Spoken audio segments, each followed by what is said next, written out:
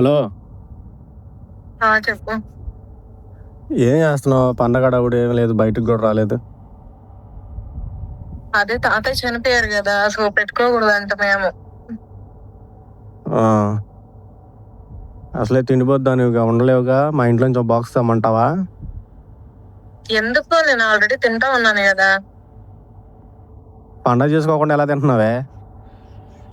వినాయక చవితికి ఆ వినాయకుడికి అందరూ ఎలా ప్రసాదాలు వండి పెడతారు, ఆ విధంగా మా పక్కింటి వాళ్ళందరూ తీసుకొచ్చి మాకు అలా పెట్టారు. మేము దేవుడు పెట్టుకోవట్లేదు అని చెప్పేసి ఫుల్ గా మెక్కుతున్నా నేను. ఒక్కొక్కరు ఒక్కొక్క టేస్ట్ తో చేసారు చూడు, అబ్బా తింటుంటే ఇంకొంచెం తినాలనిపిస్తుంది తెలుసా.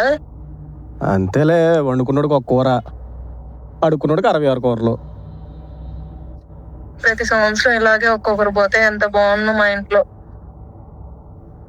అదేంది తల్లి, అమ్మ జీవితం లవర్ల కోసం మొగుళ్ళని చంపుతుంటే నువ్వు ప్రసాదం కోసమే చంపేటట్టున్నావుగా. ఇట్ట తయారయ్యేవే మీరంతా సీరియల్ కిల్లర్స్ లాగా. ఎవరు మీది? ఎంతమంది దగ్గర మీరు బ్యాచ్? ఏదైతే ఏముంది, అది కూడా ఒక రీజనే కదా. నేను తినేసి మాకు కాస్త నాకు డిస్టర్బ్ చేయకుండా అసలు నువ్వు. సర్లే మెక్కు. ఇలాంటి ఎంటర్టైనింగ్ ధమాకాలు ఇంకా చూడాలనుకుంటే like, share and subscribe to